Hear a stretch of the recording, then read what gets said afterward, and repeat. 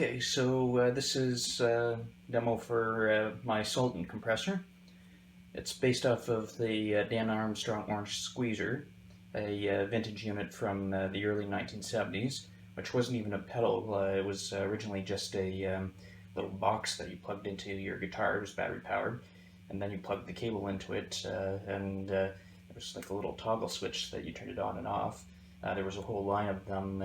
There was a couple boosters, some of which were full range, some were frequency dependent for boosting bass or treble or that kind of thing. There was one that did like a fuzz octave up effect, but without the fuzz, so you could take that and then put that into any overdrive or fuzz and turn it into an octave dirt pedal. But the most famous is probably the Orange Squeezer.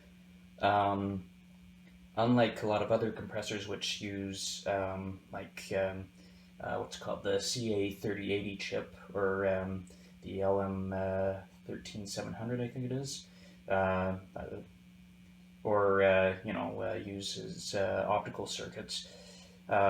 This is a completely different style of compressor that uses JFET transistors, and it just gives an interesting sound and texture. Right now I'm playing my Telecaster, which is probably my most dynamic guitar, into my Blues Junior. I don't have anything else on in the chain at the moment. So the clean tone is...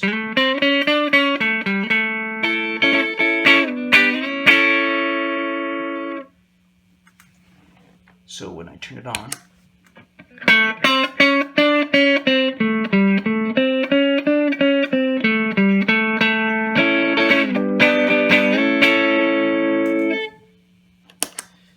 so, it provides a good amount of squish and evens out levels, as a good compressor should.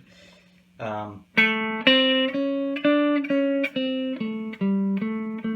I play softly like that,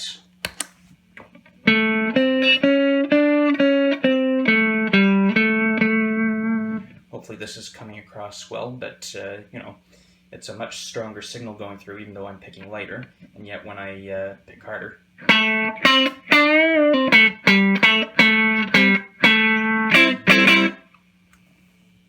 as opposed to when it's off.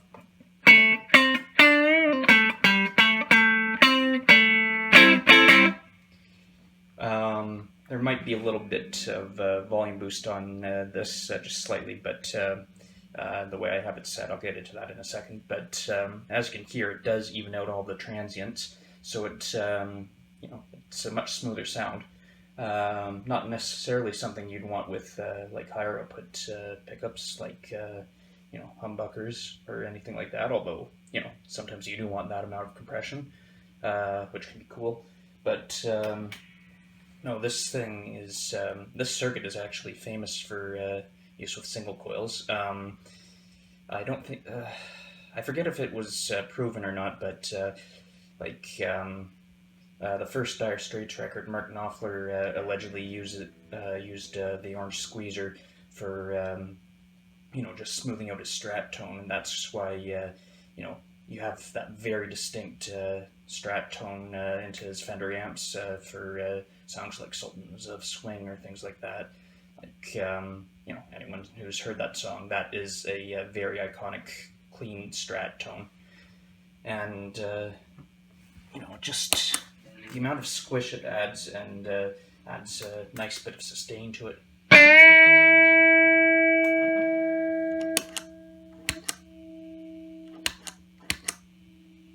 Again, I'm kind of hoping a lot here that this comes through on on my phone's mic, but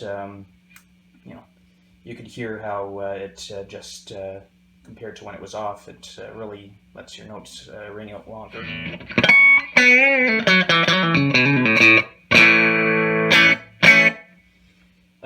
So I should get into the controls. This is the level control. On the original unit, it I believe some of them didn't even have any external controls. They were just trim pots, although I believe later units of the Orange Squeezer had an external volume control, which is good. So you could use it sort of as a boost, which you can do with this one too.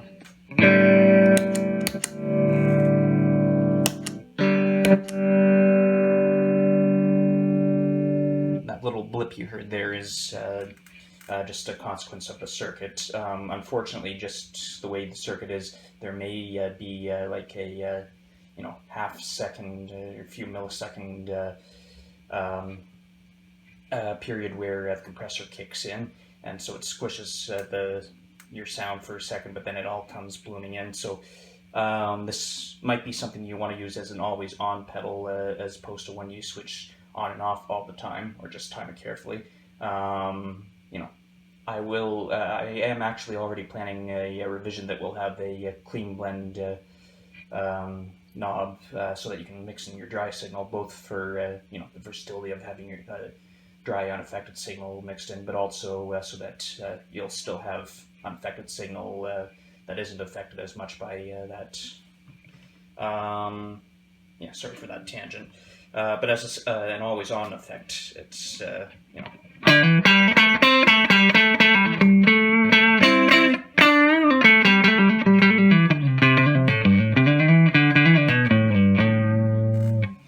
it just smooths out all your if you're a little uneven with your dynamics, it just smooths everything out, which, it isn't the worst thing in the world to try and fix that with your practice and playing and everything, but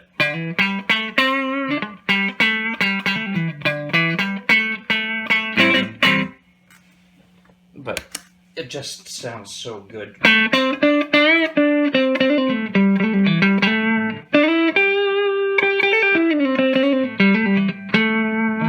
Makes everything sound so much smoother.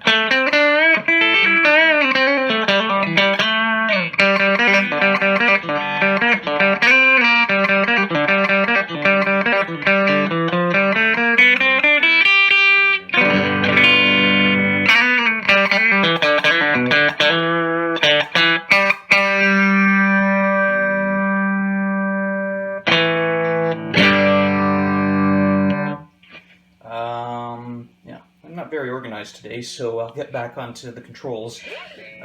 So this is obviously the level control, as I mentioned. This is the sustain control.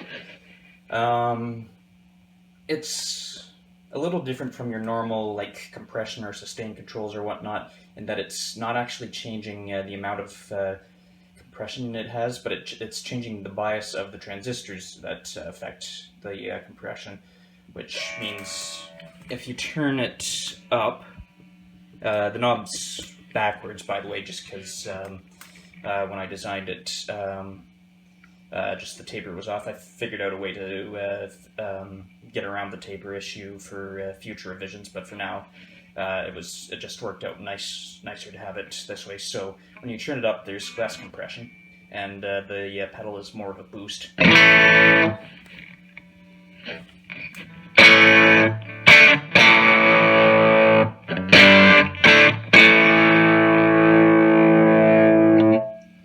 And when it's turned up that way, you'll notice there's a little bit of distortion, just the faintest little bit, both from it pushing the amp, but also because it's inherent to the design. This isn't a hi-fi compressor in any means, but it's one that's designed for making things sound just nice and smooth and everything. It just sounds good, so you can live with that little bit of distortion. It's not even that audible in certain settings, or in most settings, I should say. Although in this boost setting, it obviously is. As you turn it down, it starts squishing more.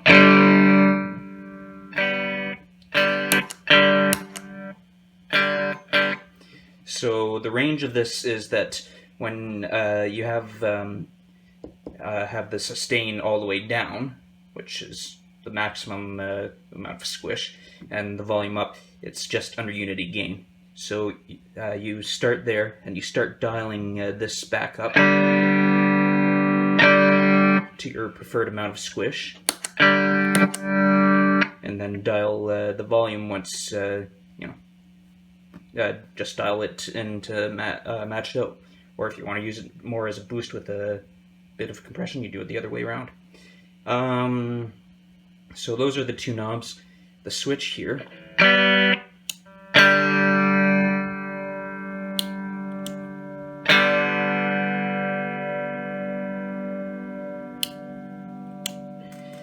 It's very, very subtle. In fact,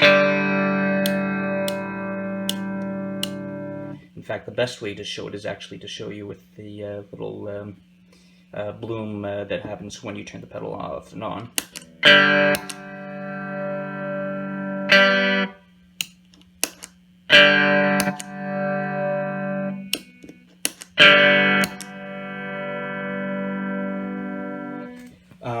So what that switch does is it affects one part of the circuit where voltage is being stored in a capacitor, and basically what that part of the circuit does is it's holding on to current, or sorry, I'm getting my words mixed up. Anyways, the sustain that happens is dependent on how fast that capacitor discharges. And that switch basically increases the value of the capacitor. So, when it's increased, it changes how fast it discharges, and it, that will affect your attack and decay times, because the amount of time it takes for the capacitor to fill up and discharge. It's that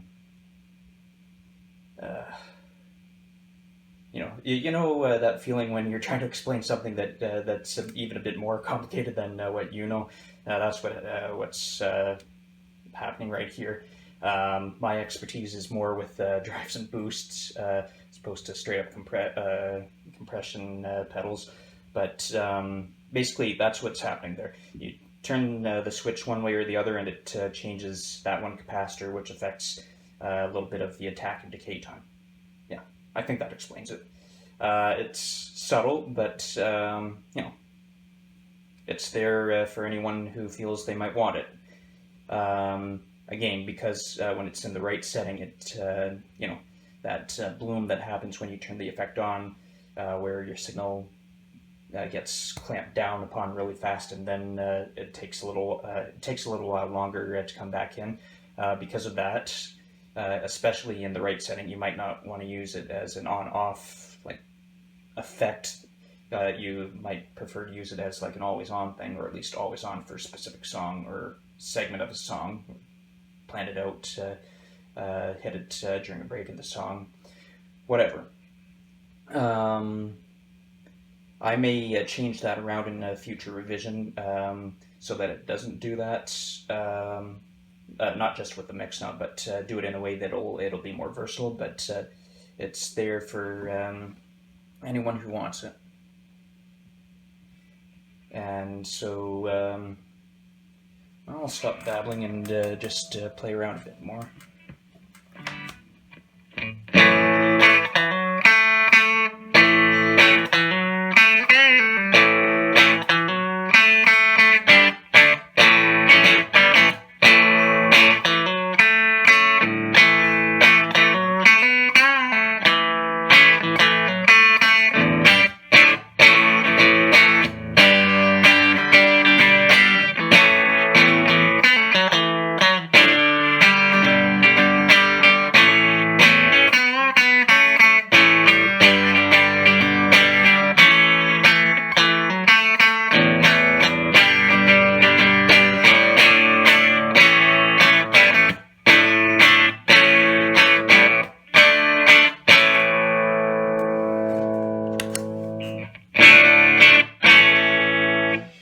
You'll hear there that a lot of top end returned when I turned the pedal off. On some higher settings, it does, it does kill a lot of your high end, or not even that. It doesn't really kill the high end. It's just lowering the attack of your note so much that it's a perceived loss of treble. You can always compensate by just giving it, adjusting it so that there's a bit less compression and a bit more level, and turn up the treble on your amp if you want. Just be careful because compressors are inherently noisy devices, and so you may get more noise depending on how loud you are, or if you have drive on after or anything like that. But that's why I will be adding a blend knob to future revision. Actually, I don't really want to get into a habit of doing this, but I have an idea for a future revision, which is basically this Orange Squeezer circuit, but with a end control, and then a more versatile attack decay control. But then going into basically the tail end of the Klon Centaur circuit, so basically the boost and treble circuit, which would basically, make it a super deluxe version of the Orange Squeezer circuit and the Klon hybrid. So keep an eye out for that in the future. That may be the Sultan V2, but for now, this is still a pretty nice unit.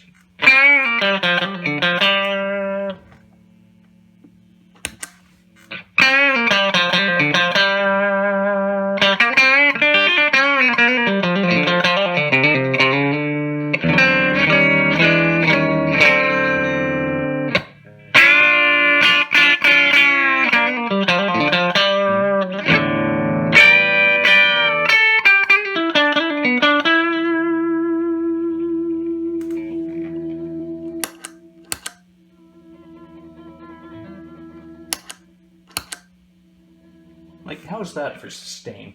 Again, for the third time. Hope you're hearing it, but it's just so much nicer to play than,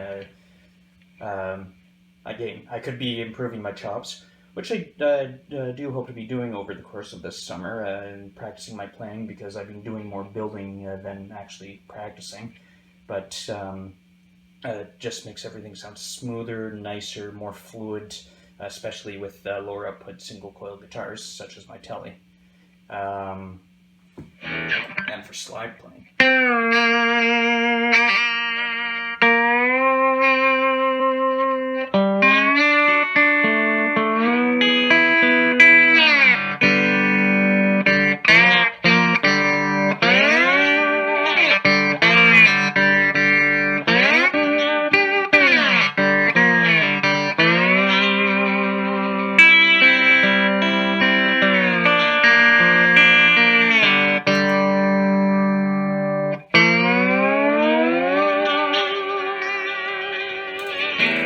As opposed to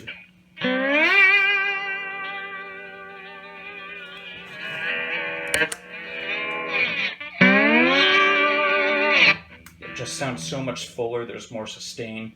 When playing slide, like, dynamics are a huge issue to make everything sound consistent, so a compressor like this, it's just awesome. That's about all I have to say. If I turn on a drive after it, turn that off.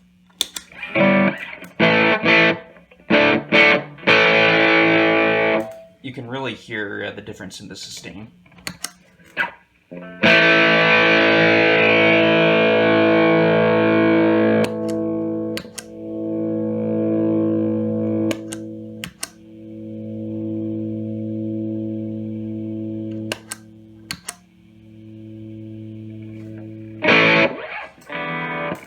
Okay, so although this is a long video, hopefully that's proof enough that,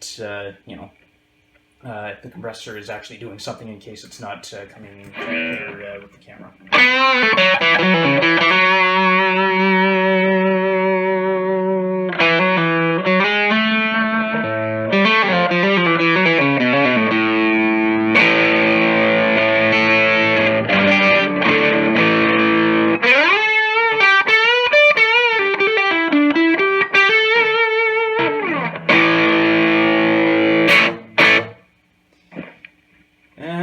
all that I have to show for now.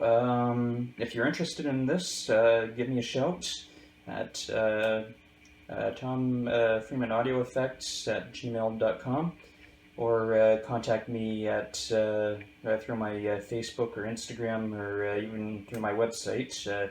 All of them variants of Tom Freeman Audio Effects. So the price of the Sultan compressor right now is $120. It's you know, I will never proclaim to be an expert on compressor pedals, or at least at this point now, I should say.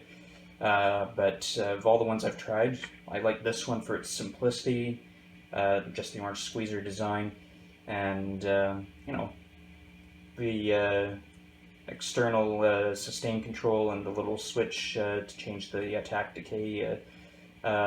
Just a little bit of tweakability, which I think you know, enhances it if you're looking to fine tune everything. I will be doing a Mark II after this run of PCBs is done. That may be a long way off, but when I'm ready to do the Mark II. But no, if you have a single coil guitar and just want an always-on thing to make it, you know, stand out better, have more sustain and everything, go for Sultan Compressor.